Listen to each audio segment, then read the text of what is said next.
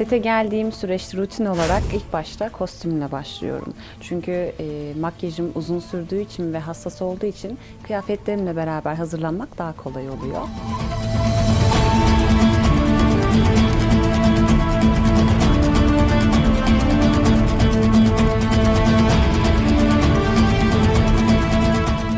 Makyajımın süresi yaklaşık 25 dakika kadar sürüyor. Balanın yaşlanmış halini ortaya çıkarıyoruz. Umarım yapabiliyoruzdur.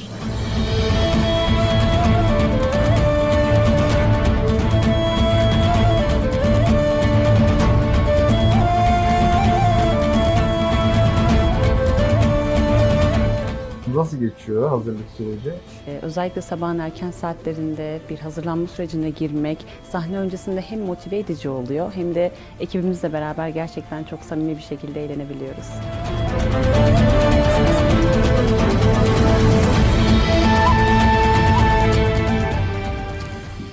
Evet, makyaj hazırlığımız bitti. Şimdi saça geçiyoruz.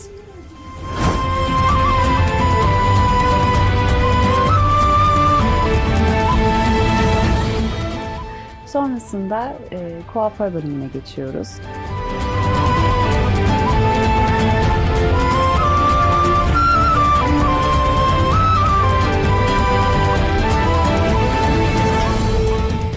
Başlığımızın içini rahat edebilecek şekilde iki yandan örgümüzle beraber saçımızı tamamlıyoruz. Peki en son her şey bittiğinde kendinizi aynada gördüğünüzde ne hissediyorsunuz? Tam olarak bala gibi hissediyorum. Artık tamam diyorum. Bala şu anda hazır ve sete geçebilir diyorum.